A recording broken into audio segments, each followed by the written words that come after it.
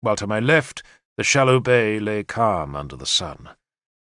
A few fishing boats worked the bay, but all were staying well clear of the isle. Ahead of me was the third wall. I could see no man or woman waiting there. Gulls soared above me, their cries forlorn in the west wind. The causeway's sides were edged with tide lines of dark sea-wrack. I was frightened. In the years since Arthur had returned to Britain, I had faced countless shield walls and unnumbered men in battle. Yet at none of those fights, not even in burning Bennewick, had I felt a fear like the cold that gripped my heart now. I stopped and turned to stare at Dunnonia's soft green hills and the small fishing village in the eastern bay. Go back now, I thought. Go back. Nimue had been here 1 whole year, and I doubted if many souls survived that long in the Isle of the Dead, unless they were both savage and powerful. And even if I found her, she would be mad. She could not leave here. This was her kingdom, Death's dominion. Go back, I urged myself. Go back. But then the scar on my left palm pulsed, and I told myself that Nimue lived. A cackling howl startled me. I turned to see a black, ragged figure caper on the third wall's summit. Then the figure disappeared down the wall's farther side, and I prayed to the gods to give me strength. Nimue had always known she would suffer the 3 wounds, and the scar on my left hand was her surety that I would help her survive the ordeals. I walked on. I climbed the third wall, which was another bank of smooth grey stones, and saw a flight of crude steps leading down to the isle. At the foot of the steps lay some empty baskets, evidently the means whereby the living delivered bread and salted meat to their dead relatives. The ragged figure had vanished, leaving only the towering hill above me and a tangle of brambles either side of a stony road that led to the isle's western flank, where I could just see a group of ruined buildings at the base of the great hill. The isle was a huge place. It would take a man 2 hours to walk from the third wall to where the sea seethed at the isle's southern tip, and as much time again to climb up over the spine of the great rock to cross from the isle's western to its eastern coast. I followed the road. Wind rustled the seagrass beyond the brambles. A bird screamed at me, then soared on outspread white wings into the sunny sky. The road turned so that I was walking directly towards the ancient town. It was a Roman town, but no Glevum or Durnovaria, merely a squalid huddle of low stone buildings where once the quarry slaves had lived. The buildings' roofs were crude thatches, made from driftwood and dry seaweed. Poor shelters, even for the dead. Fear of what lay in the town made me falter. Then a sudden voice shouted in warning, and a stone sailed out of the scrub up the slope to my left and clattered on the road beside me. The warning provoked a swarm of ragged creatures to scuttle out of the huts to see who approached their settlement. The swarm was composed of men and women, mostly in rags, but some wore their rags with an air of grandeur, and walked towards me as though they were the greatest monarchs on earth. Their hair was crowned with wreaths of seaweed. A few of the men carried spears, and nearly all the people clutched stones. Some of them were naked. There were children among them, small, feral, and dangerous children. Some of the adults shook uncontrollably, others twitched, and all watched me with bright, hungry eyes. "A sword!" a huge man spoke. "I'll have the sword! A sword!" He shuffled towards me, and his followers advanced behind on bare feet. A woman hurled a stone, and suddenly they were all screaming with delight because they had a new soul to plunder. I drew halbane, but not one man, woman, or child was checked by the sight of her long blade. Then I fled. There could be no disgrace in a warrior fleeing the dead.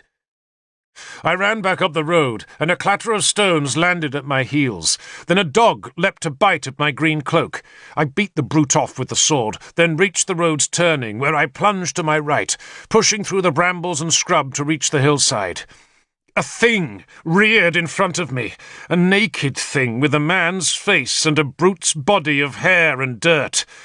One of the thing's eyes was a running sore, its mouth was a pit of rotting gums, and it lunged at me with hands made into claws by hook-like nails.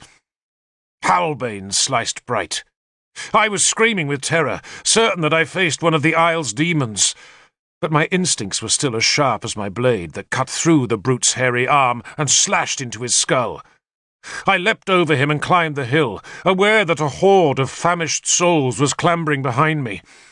A stone struck my back, another hit the rock beside me, but I was scrambling fast up the pillars and platforms of quarried rock until I found a narrow path that twisted like the paths of Innistribes around the hill's raw flank.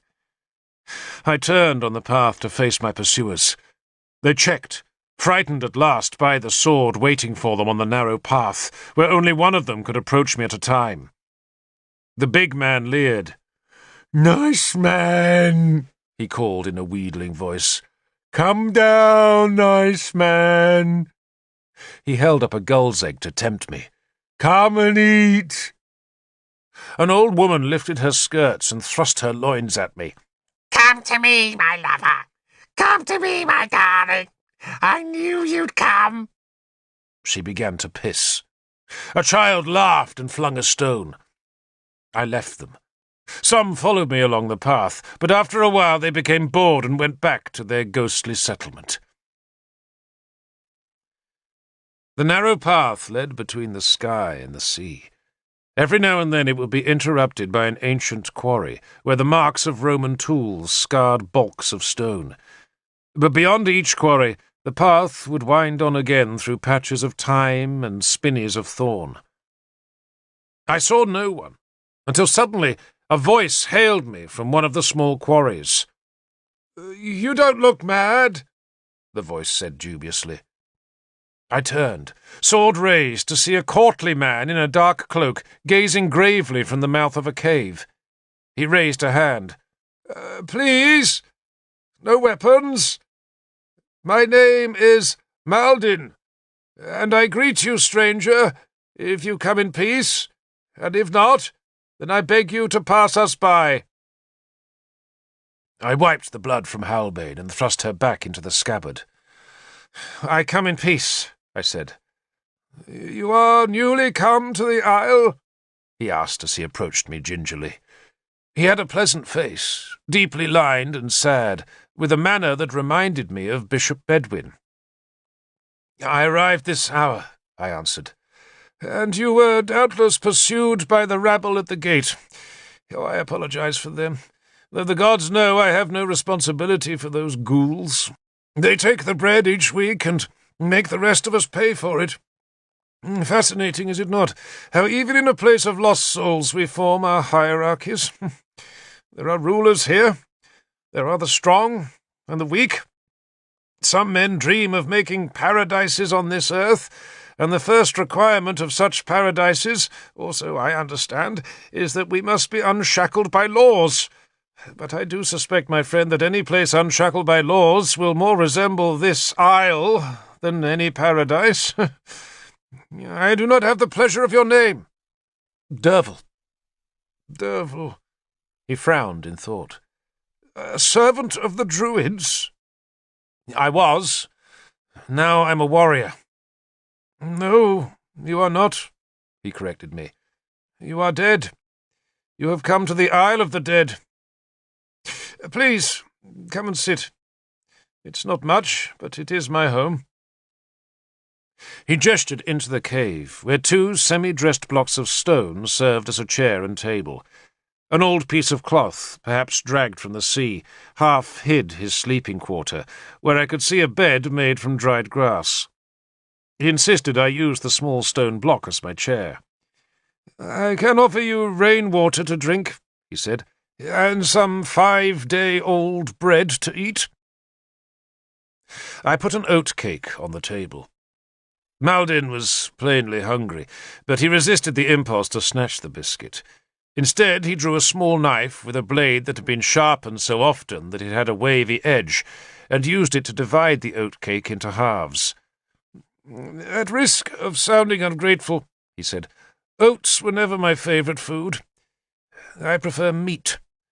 Fresh meat. But still, I thank you, Derval."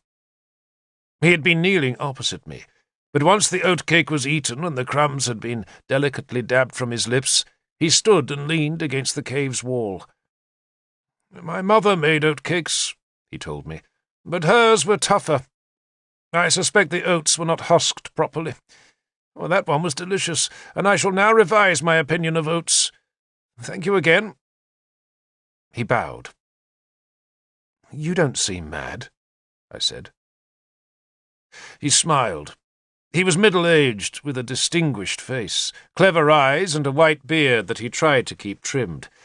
His cave had been swept clean with a brush of twigs that leaned against the wall. "It is not just the mad who are sent here, Derval," he said reprovingly. "Some who want to punish the sane send them here also. Alas, I offended Uther." He paused ruefully. "I was a counsellor," he went on, "a great man even. But when I told Uther that his son Mordred was a fool, I ended here. But I was right. Mordred was a fool. Even at 10 years old he was a fool." "You've been here that long?" I asked in astonishment. "Alas, yes." "How do you survive?" He offered me a self-deprecating shrug. "The gate-keeping ghouls believe I can work magic. I threaten to restore their wits if they offend me, and so they take good care to keep me happy. They are happier mad, believe me. Any man who possessed his wits would pray to go insane on this isle. And you, friend Derval, might I inquire what brings you here?" "I search for a woman." "Ah, we have plenty, and most are unconstrained by modesty. Such women, I believe, are another requisite of earthly paradises, but alas, the reality proves otherwise. They are certainly immodest, but they are also filthy. Their conversation is tedious, and the pleasure to be derived from them is as momentary as it is shameful. If you seek such a woman, Derval, then you will find them here in abundance." "I'm searching for a woman called Nimue," I said. "Nimue," he said, frowning as he tried to remember the name. "Nimue. Yes, indeed, I do recall her now. A one-eyed girl with black hair. She's gone to the sea folk." "Drowned?" I asked, appalled. "Oh, no." He shook his head. "You must understand we have our own communities on the isle. You have already made the acquaintance of the gate ghouls. We here in the quarries are the hermits, a small group who prefer our solitude, and so inhabit the caves on this side of the isle. On the far side are the beasts. You may imagine what they're like. At the southern end are the sea folk. They fish with lines of human hair using thorns for hooks, and are, I must say, the best behaved of the isle's tribes, though none are exactly famed for their hospitality. They all fight each other, of course. Do you see how we have everything here that the land of the living offers? Except perhaps religion, although one or two of our inhabitants do believe themselves to be gods. And who is to deny them?" "You've never tried to leave?" "I did," he said sadly, "a long time ago. I once tried to swim across the bay, but they watch us, and a spear butt on the head is an efficient reminder that we are not supposed to leave the isle, and I turned back long before they could administer such a blow. Most drown who try to escape that way. A few go along the causeway, and some of them perhaps do get back among the living, but only if they succeed in passing the gate ghouls first. And if they survive that ordeal, they have to avoid the guards waiting on the beach. Those skulls you saw as you crossed the causeway, they are all men and women who tried to escape